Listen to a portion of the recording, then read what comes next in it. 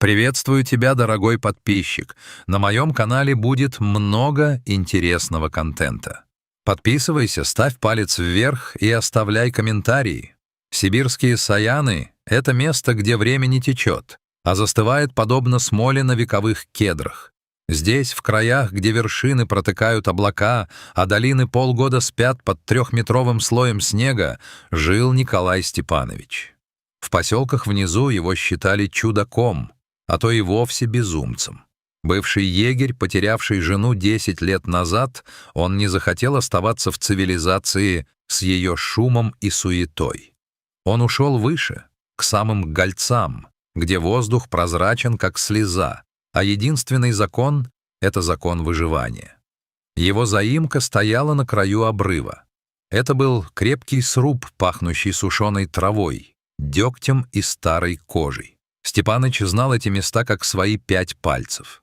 Он понимал, о чем шепчет кедровка, почему внезапно замолчали бурундуки и какой силы будет буран, едва взглянув на закатное солнце. Но даже он, опытный таежник, не ожидал того, что приготовил ему этот ноябрь. В тот вечер горы словно взбесились. Небо, еще днем ясное и холодное, внезапно рухнуло на землю серой хмарью. Ветер, который местные называли горняком, завыл в щелях скал, напоминая плач сотен брошенных младенцев. Степаныч возвращался от дальнего ручья, таща на плечах охапку хвороста. Снег слепил, забивался в складки одежды, превращаясь в лед. Именно в этом хаосе он услышал Тета. Это не был рык хищника. Это был хриплый, надрывный стон, в котором смешались боль и полное, беспросветное отчаяние. Звук доносился со стороны зуба волка, отвесной гранитной скалы, под которой всегда скапливались самые глубокие сугробы. Степаныч, преодолевая сопротивление ветра, двинулся на звук. У подножия скалы он увидел нечто, что заставило его сердце сжаться. Сначала ему показалось, что это просто глыба льда странной формы. Но глыба шевельнулась. В снегу, наполовину занесенная поземкой, лежала ирбис, снежный барс. Ее серебристо-дымчатая шкура, обычно служившая идеальным камуфляжем, была испачкана чем-то темным. Кровь. Много крови. Левая задняя лапа кошки была неестественно вывернута, а из открытой раны виднелся осколок кости. Видимо, она преследовала добычу и сорвалась с обледенелого карниза, рухнув с 10-метровой высоты прямо на острые камни. Она была истощена. Ребра обтянули тонкую кожу, а роскошный длинный хвост, который ирбисы используют для баланса и тепла, безжизненно лежал в снегу. Когда Степаныч подошел ближе, кошка открыла глаза. В них уже не было ярости, только тусклый свет угасающей жизни. Она даже не попыталась зашипеть, она просто смотрела на человека, словно принимая свою участь. «Ну что же ты, красавица?» — прошептал Николай, снимая рукавицу и касаясь теплого, едва вздымающегося бока. «Как же ты так неосторожна?» В голове старика мелькнула мысль. Природа жестока. Смерть этой кошки — лишь часть круговорота. К тому же шкура ирбиса могла бы обеспечить ему безбедную старость в городе. Но, глядя в эти золотистые, подернутые мутью глаза, Степаныч понял, если он уйдет сейчас, он убьет в себе человека. Он действовал быстро. Сбросив хворост, он расстелил свой тяжелый овчинный тулуп. С огромным трудом, надсаживая спину, он перекатил на него 3-пудовое животное. Каждый шаг по глубокому снегу давался ему с болью. Легкие горели от морозного воздуха, но он тащил волокуши, шепча слова поддержки то ли кошке, то ли самому себе. Первые недели стали для Степаныча настоящим испытанием. Он устроил гостью в предбаннике, соорудив ей лежанку из лапника и старых одеял. Лапу пришлось вправлять в одиночку. Это был опасный момент. Когда кость встала на место, Ирбис от боли рефлекторно полоснула когтями по руке старика, едва не задев артерию. Николай лишь стиснул зубы и продолжил накладывать шины. «Бей, бей, заслужил!» — ворчал он, перебинтовывая собственную руку. «Лечи тебя потом, после этого...» Он кормил ее бульоном из дичи, буквально по капле вливая жидкость в пасть. На 5-й день Ая, так он прозвал ее в честь легендарной горной девы, впервые сама приподняла голову. Ее взгляд стал осмысленным. Теперь в нем читалась настороженность и глухое недоумение. Почему это двуногое существо не убивает ее, а кормит и греет? Зима за окном завывала все яростнее, а внутри заимки шло медленное чудо. Николай много разговаривал с ней. Он рассказывал ей о своей жизни, о покойной жене, о том, как изменились люди в долинах.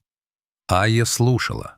Она не мурлыкала, как домашняя кошка, но со временем перестала выпускать когти, когда старик подходил с миской еды. Однажды ночью, когда мороз перевалил за 50 градусов, Степаныч услышал, как кошка скребется в дверь, разделяющую предбанник и его комнату. Он открыл. Ая вошла, припадая на заживающую лапу, и легла прямо у его кровати. В ту ночь в доме было особенно тепло.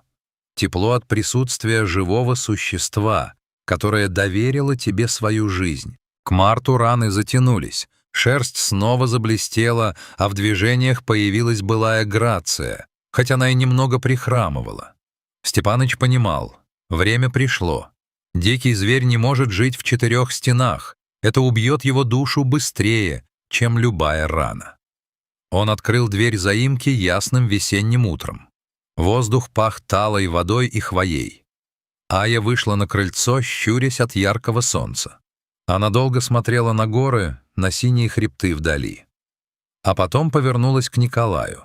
Она подошла и потерлась головой о его колено, жест, который у больших кошек означает высшее признание. Секунда, и серебристая тень исчезла в зарослях моральника. «Ну, вот и все», — грустно улыбнулся старик. «Будь осторожна, лунная дева». Прошло 2 года. Годы в горах не щадят человека. Степаныч стал ходить медленнее, его дыхание сбивалось на крутых подъемах, а старая берданка казалась с каждым днем все тяжелее. Зима того года была черной. Так называли годы, когда из-за обледенения снега копытные не могли добраться до травы и массово гибли. Вслед за ними в низины пошли волки. Голодные, злые, потерявшие страх перед человеком. Николай возвращался с дальнего перевала. Он задержался у старого Солонца, надеясь увидеть хоть какие-то следы жизни, и не заметил, как сумерки окутали лес. В горах темнота падает, как занавес в театре, мгновенно. Он почувствовал погоню, когда до дома оставалось еще 3 километра. Сначала это был шорох за спиной. Потом мелькание серых теней между стволами лиственниц. Волки. Их было 6. Огромные лесные волки, вытесненные голодом в высокогорье. Они шли грамотно, полукольцом, выжидая, когда человек оступится или выйдет на открытое пространство.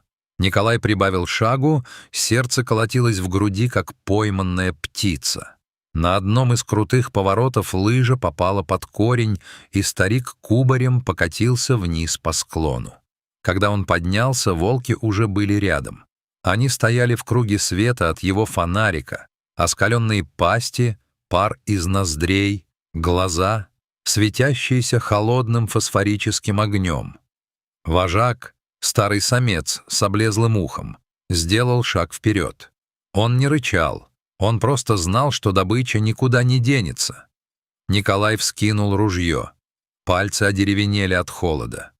«Ну, подходи, тварь!» — прохрипел он. «Дешево я вам не дамся». Он выстрелил в воздух, надеясь испугать стаю. Эхо раскаталось по горам, волки на секунду отпрянули, но тут же вернулись. Они поняли. Человек боится. Они начали сужать круг. Вожак присел, готовясь к прыжку, его мышцы напряглись, как пружины. В ту секунду, когда вожак оторвался от земли, небо над тропой словно взорвалось. С массивной ветви старого кедра, нависшей прямо над Николаем, рухнула мощная фигура. Это не был прыжок. Это был удар молнии. Серебристо-дымчатая масса врезалась в вожака в воздухе, и они кубарем покатились по снегу. Яростный, леденящий душу рев огласил тайгу. Это был голос самой смерти. Айя. Она выросла. Теперь это была огромная, полная первобытной мощи кошка. Она стояла над поверженным вожаком, чье горло было перерезано одним ударом когтей, и смотрела на оставшихся волков. Ее уши были прижаты, хвост нервно бил по бокам, а в глазах полыхало такое неистовство, что даже голодные хищники дрогнули. Волки — прагматики. Они не сражаются там, где смерть неизбежна. Потеряв вожака и столкнувшись с хозяином этих гор, стая попятилась. Один за другим они растворились в ночной тени, оставив на снегу лишь тело своего вожака. Тишина, наступившая после боя, была оглушительной. Николай стоял, прислонившись спиной к кедру, тяжело дыша. Ирбис медленно повернулась к нему. В ее взгляде не было ярости, направленной на врагов. Она подошла ближе, бесшумно, как падает снежинка. Степаныч протянул дрожащую руку и коснулся ее головы. Мех был густым и холодным от снега. «Спасибо. Девочка», — прошептал он, — «мы квиты, верно?» Айя издала короткий гортанный звук, похожий на негромкое ворчание, и, не оглядываясь, прыгнула на скалу. Несколько мгновений ее силуэт был виден на фоне луны, а затем она исчезла, словно ее и не было. Николай Степаныч добрался до дома за полночь. Весь остаток ночи он сидел у печи, глядя на огонь. Он знал, что в этих суровых горах, где каждый сам за себя, он только что стал свидетелем чего-то, что выше инстинктов. Это история о том, что доброта — это не люре и тое. Это не слабость, а высшая форма силы. Она напоминает нам, когда мы спасаем другую жизнь, мы прежде всего спасаем свою собственную душу. В мире дикой природы нет места лжи и лицемерию, но есть место для благодарности, которая может ждать своего часа годами, чтобы вернуться в самую темную и холодную ночь. Берегите природу. Иногда одно спасенное существо может стать вашим единственным спасением.